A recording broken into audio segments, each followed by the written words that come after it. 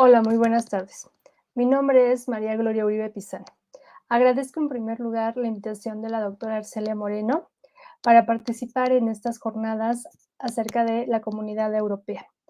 El día de hoy me gustaría hablarles acerca de la literatura de ciencia ficción escrita en español, concretamente de una novela, se llama Lágrimas en la lluvia, cuya autora es Rosa Montero. Voy a dar comienzo a la presentación que traigo preparada para el día de hoy. Como ustedes pueden ver aquí, el título de la ponencia es Rosa Montero y la ciencia ficción. Para poder enmarcar la novela de Rosa Montero dentro del género, pues es necesario que revisemos, aunque sea de manera general, qué es la ciencia ficción. La ciencia ficción, como pueden ver aquí, es un género narrativo que sitúa la acción en unas coordenadas espaciotemporales imaginarias y diferentes a las nuestras, y que especula racionalmente sobre posibles avances científicos o sociales y su impacto en la sociedad. Entonces, en primer lugar, ¿qué debemos hacer aquí? Vamos a retomar dos conceptos. Esto de que la ciencia ficción es un género narrativo que va a situarnos o va a plantear la historia, dice aquí, en unas coordenadas espaciotemporales imaginarias y diferentes a las nuestras. Entonces vamos a ver que en una gran mayoría, o más bien que en una gran parte de las obras escritas bajo este género narrativo, pues vamos a tener mundos que se van a situar o historias que se van a situar en universos, en futuros muy remotos y que obviamente también los lugares en los cuales las historias se van a llevar a cabo van a ser lugares ficticios, lugares fantásticos que no tienen mucho que ver con nuestro planeta, y si lo tienen, el planeta se presenta o la Tierra se presenta de una manera diferente a como lo haría en una historia basada en hechos reales o que pretende acercarse a la realidad. La ciencia ficción es un género para muchos relativamente nuevo. Podríamos pensar que aparece en el siglo XX, pero en realidad no, es un género que tiene ya su historia. Podríamos decir que de entre los primeros ejemplos que encontramos en la literatura catalogada así como una novela de ciencia ficción, la primera obra o la obra que inaugura el género es Frankenstein o el nuevo Prometeo de Mary Shelley, que de hecho es una obra enmarcada en el movimiento romántico inglés, pero que en esta obra ya se ven algunos de los elementos que son icónicos o que son prototípicos del género de ciencia ficción. Al género de ciencia ficción también se le suele llamar novela, porque generalmente son novelas, pero vamos a decirlo así, literatura de anticipación, porque en muchas ocasiones lo que plantean los autores que escriben ciencia ficción son sucesos que en su momento, por la tecnología o por las condiciones en las que se viven, no son posibles, pero que posteriormente, años más tarde, décadas más tarde, van a poder realizarse, se van a hacer realidad. Tal es el caso, por ejemplo, de Huxley con Un Mundo Feliz, donde el autor plantea la posibilidad de niños de probeta, ¿no? O sea, cuando Huxley escribe su historia, cuando escribe la novela, pues esto era imposible de realizarse. Sin embargo, pues muchos años después, lo que él dice se hace posible, se puede hacer realidad. Esa es una de las características también de la historia o de las historias de ciencia ficción, y también por eso de ahí que se le llame novela o literatura de anticipación.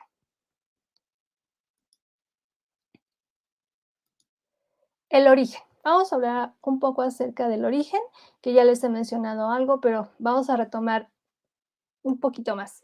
El término ciencia ficción nace por allá del año de 1926 de la mano del escritor Hugo Greinbach, quien lo utilizó en la portada. Ustedes pueden ver aquí la imagen, en la portada de la que sería una de las más famosas revistas del género.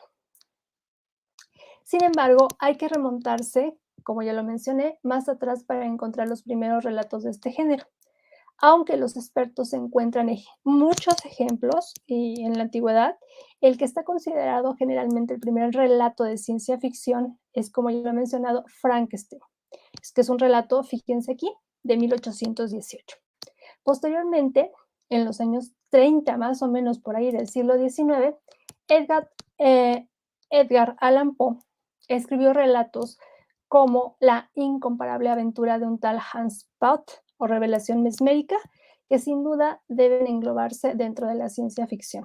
Así es, el mismo Poe también tiene relatos que podrían ubicarse dentro del género de ciencia ficción. Vamos a hablar entonces ya ahora un poco más acerca de la autora, de Rosa Montero. Rosa Montero es una novelista española, como lo puse aquí, nació en Madrid y estudió periodismo y psicología. Colaboró con grupos de teatro independiente como Canon o Tábano, a la vez que empezaba a publicar en diversos medios informativos, fotogramas, pueblos, posible. De hecho, por ahí si consultamos la biografía de Rosa Montero, vamos a encontrar que ella se empieza a dedicar al periodismo desde muy joven, por ahí de los 19 años, y sobre todo por una cuestión más bien económica. Su familia necesitaba del apoyo pues de toda la familia, de todos los miembros de la familia, y entonces ella, para ayudar un poco a sostener y a apoyar a la economía familiar, pues decide emprender el camino del periodismo. Desde finales de 1976 trabaja de manera exclusiva para el diario El País. Cada semana encontramos una aportación de Rosa Montero. ¿Y qué vamos a encontrar? Vamos a encontrar desde artículos, reseñas, pero también a veces encontramos crónicas o pequeños textos literarios en la sección que ella tiene. Trabaja de manera exclusiva, como ya lo he dicho, para este diario, en el que fue redactora jefa del suplemento dominical durante 1980 y 1981. En 1978 ganó el Premio Mundo de Entrevistas y en 1980 el Premio Nacional de Periodismo para reportajes y artículos literarios, y en 2005 el Premio de la Asociación de la Prensa de Madrid a toda una vida profesional. Rosa Montero es una de las autoras españolas que más escribe hoy en día, y también por ahí algunas de sus obras están orientadas hacia cuestiones, por ejemplo, de la igualdad de género, de la equidad de género, sin embargo, desde una postura hasta cierto punto, pues, mesurada. Sus publicaciones. Bueno, en cuanto a las publicaciones de Rosa Montero, aquí me podría tardar eh, toda la tarde hablando de ellas, pero les voy a mencionar solamente algunas. Ha publicado las novelas Crónica del Desamor, fíjense, 1979, La Función Delta del 81, Te trataré como a una reina del 83, Amado Amo de 1980, de 1988, Temblor de 1990, Bella y Oscura 93, La hija del caníbal. En fin, es una autora que cada año prácticamente, o cada 2 años, publica una novela, o sea, una novela suya sale a la luz. La novela que voy a comentar el día de hoy es una novela de 2011.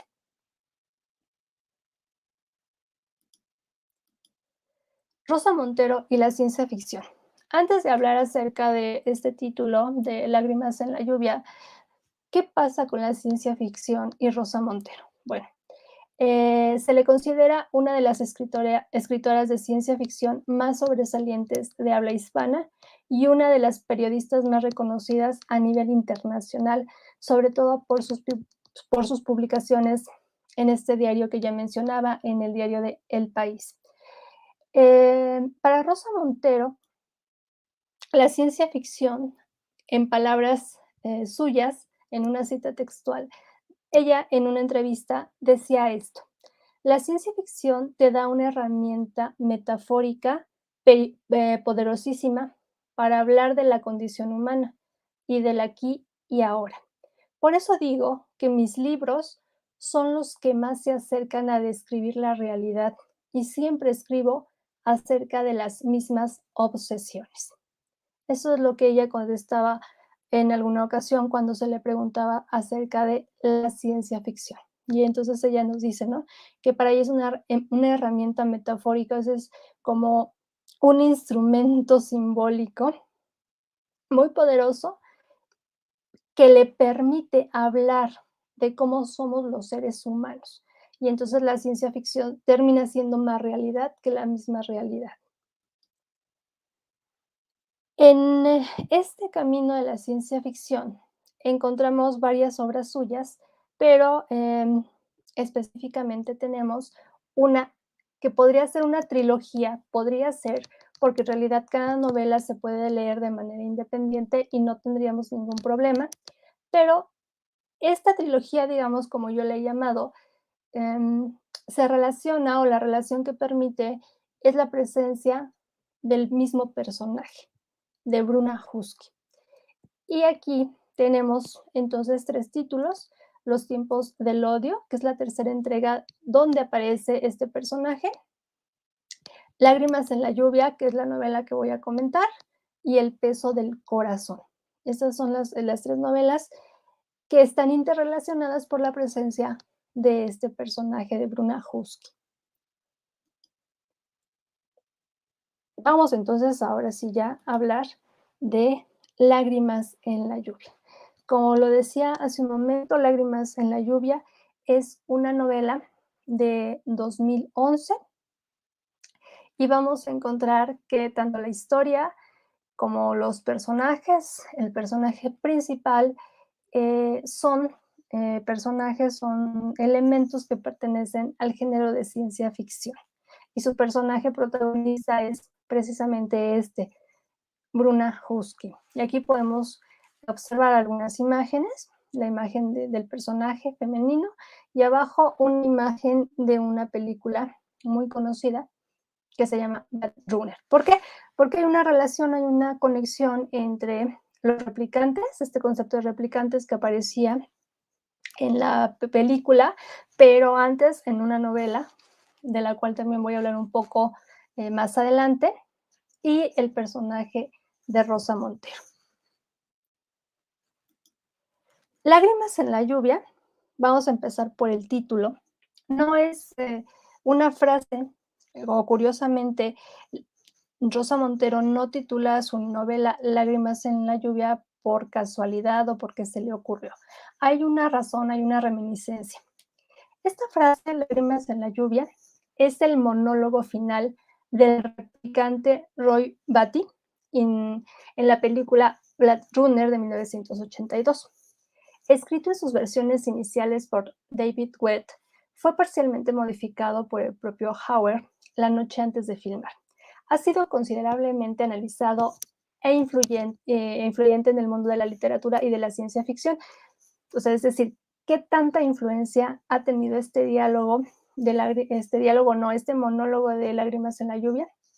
El extracto del monólogo también aparece como parte de esta otra obra, Tears in Rain, última pista de la banda sonora oficial de la película. Les voy a mostrar parte precisamente de este monólogo para que reflexionemos y luego podamos ir haciendo interconexiones en cuál es la relación o cuál sería la posible relación entre este monólogo y el título de la novela. Escuchemos. Es toda una experiencia vivir con miedo, ¿verdad? Eso es lo que significa ser esclavo.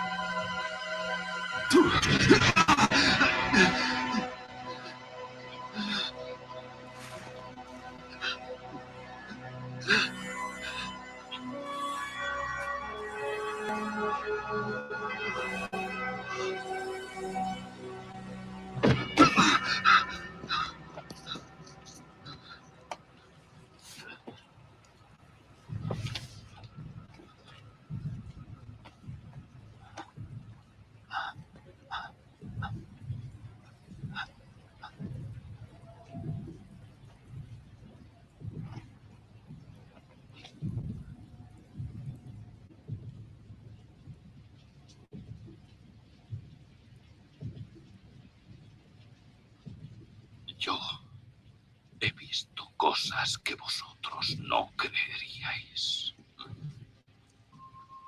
Atacar naves en llamas más allá de Orión. He visto rayos de brillar en la oscuridad cerca de la puerta de Tannhausen.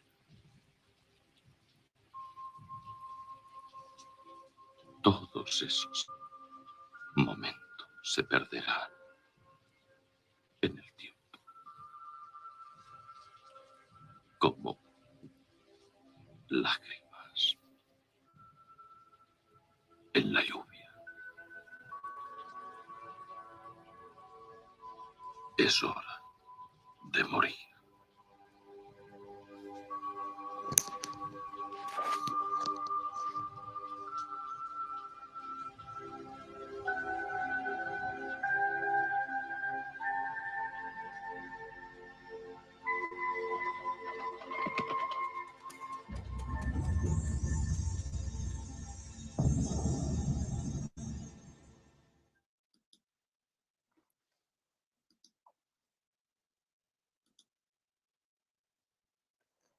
Bueno, entonces ustedes han visto ahí ese diálogo y ya un poquito más el contexto donde aparece la frase lágrimas en la lluvia y obviamente pues sí hay una relación con las condiciones en las que está viviendo el personaje y con lo que va a suceder. En la novela, de hecho, hay una novela anterior. La película no es una historia, el guión no es un guión original. La historia está tomada de una novela de Philip K. Dick que se llama Sueñan los androides con ovejas eléctricas y posteriormente pues se hace la adaptación al cine y aparece la película esta que les el fragmento, el diálogo que les he presentado. Y tanto en la novela como en la película, el replicante es un ser artificial que imita al ser humano en su aspecto físico y en su comportamiento virtualmente indistinguible. O sea, es decir, realmente a primera vista no podríamos diferenciar a un ser humano de un replicante. Rosa Montero retoma esta idea del replicante para la construcción de su historia y de su personaje y vamos a poder ver precisamente esto a lo largo de la historia, a lo largo de Lágrimas en la lluvia. Lágrimas en la lluvia, si ustedes consultan la sinopsis va a aparecer así, o sea, Estados Unidos de la Tierra, Madrid, está situada en el año 2109, aumenta el número de muertes de replicantes, ya sabemos ahora que es un replicante, que enloquecen de repente.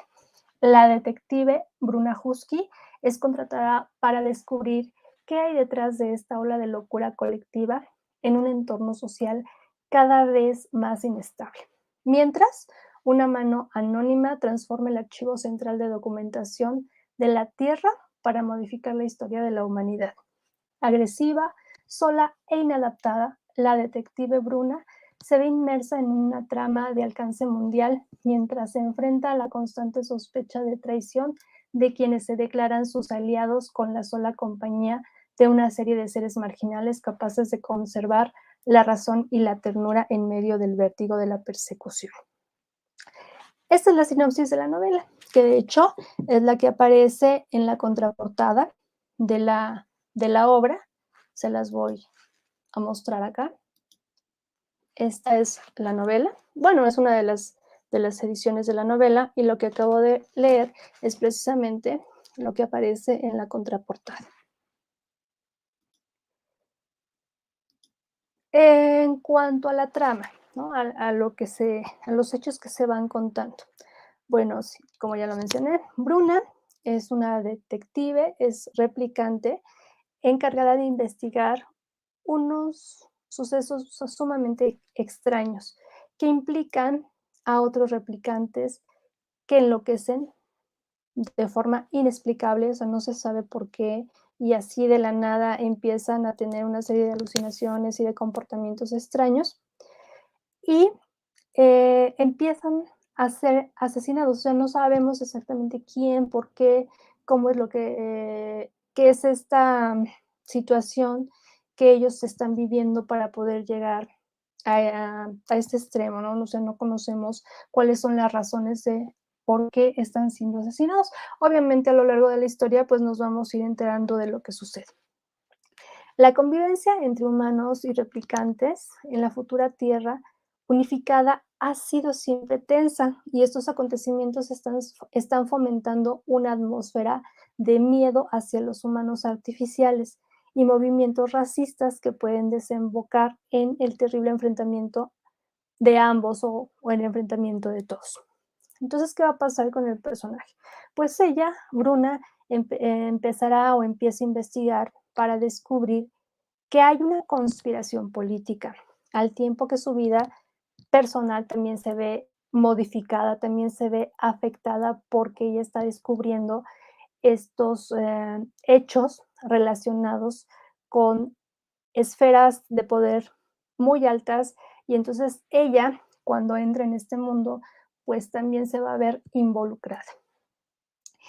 La novela incluye elementos típicos del género, como por ejemplo las pistolas de plasma, las estaciones espaciales, el teletransporte, los extraterrestres e incluso la telepatía. Son elementos propios del género de ciencia ficción que están presentes dentro de la historia o dentro de la obra de Rosa Montero. Vamos un poco con la protagonista. La protagonista, como ya lo dije, es esta replicante, Bruna Husky. Ella es un androide de combate y de todos los personajes creados por Rosa Montero. Ella es la más cercana en un sentido íntimo, es decir, hay una identificación entre la protagonista y la propia autora. Se trata de, alguna vez ella de hecho lo menciona, se trata de su alter ego más profundo en lo referente a la fuerza, la rabia y la desesperación que siente por el paso del tiempo y la muerte. Esto no es nuevo. En varias de las entrevistas que se le han hecho a la autora, ha dicho o ha fijado su postura respecto a cómo considera ella el papel de la mujer y cómo se siente y qué es la literatura para ella. Y entonces muchas de estas situaciones la refleja a través de sus obras y en el caso de Bruna Husky, pues no escapa, ¿no? También hay elementos propios de Rosa Montero, elementos de su vida o por lo menos de su pensar en el personaje. ¿Qué dice Rosa Montero acerca de este personaje? Una cita, también en una entrevista que se le hizo, ella decía esto: mi personaje es un clon manipulado y madurado aceleradamente por los ingenieros genéticos. Durante 12 meses ella fue gestada en un tanque y en ese tiempo alcanzó los 25 años. 10 años después se le dispara un proceso tumoral llamado TTT o triple T, que es tu tumor total tecno, que la mata en una semana, por lo que ella sabe cuándo va a morir. Ese es uno de los rasgos que están presentes en el personaje. Es decir, que Bruna sabe desde casi el inicio de la historia que su vida tiene un fin y además no solamente que tiene un fin, sino sabe cuándo va a morir. En relación con esto, precisamente acerca de la muerte, también ella, Rosa Montero, la autora, nos dice que la muerte es como una estafa y la rabia que Bruna le tiene está compensada con ese amor, vitalidad y ganas de vivir que yo también tengo. Entonces vemos otra conexión entre la autora y su personaje. Además, es una obsesiva como yo, dice ella, y le he dado mi amor por el vino blanco, aunque ella llegó a la exageración y casi es una alcohólica. A través entonces de todas estas charlas que podemos encontrar en internet, en los periódicos, en el mismo periódico donde trabaja o para el cual escribe Rosa Montero, vamos encontrando todas estas informaciones, no solamente de Lágrimas en la lluvia, no solo acerca de este personaje con el cual ella se identifica bastante, sino también en relación con sus otras obras. Ahora, cabría preguntarnos aquí, ¿cómo es la creación entonces del personaje? Y dice, Bruna salió de mi inconsciente sin que la buscara, aunque sí buscaba un mundo propio. Esto significa ser verdaderamente un dios. Significa jugar con un juguete muy grande porque tienes que desarrollar hasta el más pequeño detalle para que ese mundo sea lo más realista posible. Entonces, aquí también observamos cómo Rosa Montero nos dice que construye sus personajes, particularmente este personaje de Bruna Husky. Salió de mi inconsciente sin que la buscara, aunque sí buscaba un mundo propio. Y entonces Rosa Montero hace una analogía entre el escritor y su creación. Y entonces se compara como un dios. El escritor se compara con Dios porque es capaz de crear, porque es capaz de darle vida, en este caso, pues a una obra, a un personaje, a una historia. Esta idea del escritor, del autor como un dios no es nueva, es una idea que se plantea incluso desde el romanticismo y que a lo largo de la historia de la literatura ha estado presente. La equiparación del escritor o del autor con Dios.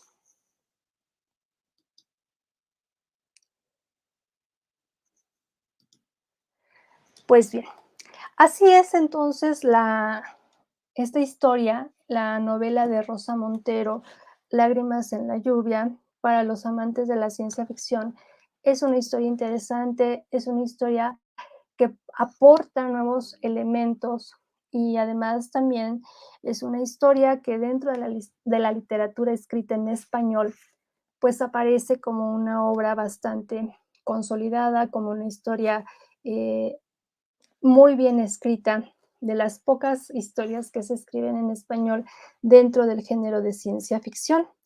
Como les decía yo, esta es una de las ediciones y me gustaría concluir mi participación del día de hoy con la lectura de un fragmento de la novela, cómo comienza la novela.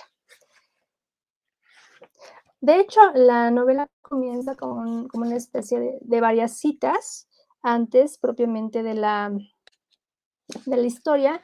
Me voy a saltar esa parte y nada más voy a compartir con ustedes un fragmento del comienzo. Dice así: Bruna despertó sobresaltada y recordó que iba a morir. Desde el inicio lo sabe, pero no ahora. Un latigazo de dolor le cruzó las sienes. El apartamento estaba en penumbra y al otro lado del ventanal caía la tarde.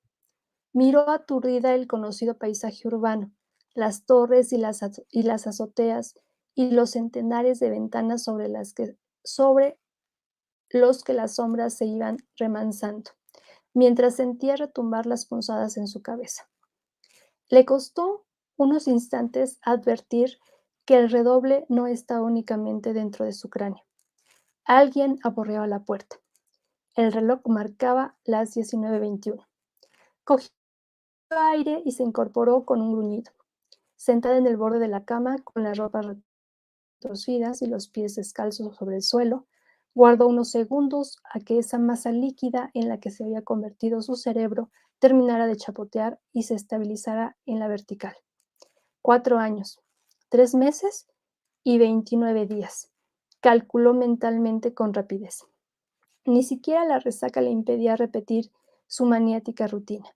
Si había algo que la deprimiera más que emborracharse, era hacerlo de día. Por la noche el alcohol parecía menos dañino, menos indigno, pero empezar a beber a las 12 de la mañana era patético. Así comienza la historia de Rosa Montero. Y a lo largo de las páginas de la novela nos vamos a ir enterando quién es Bruna Husky, por qué va a morir, cómo sabe que hay una fecha muy bien delimitada, una fecha establecida para su muerte, cómo descubre que otros como ella, replicantes, van a morir, quién, quién está cometiendo estos crímenes, entre muchas otras situaciones que se plantean a lo largo de la historia y que al final nos muestran un mundo caótico, pero un mundo muy parecido al mundo en el que vivimos actualmente. Bueno, pues con esto concluyo mi participación. Espero que les haya parecido interesante y nuevamente pues agradezco la oportunidad de este espacio. Muchas gracias.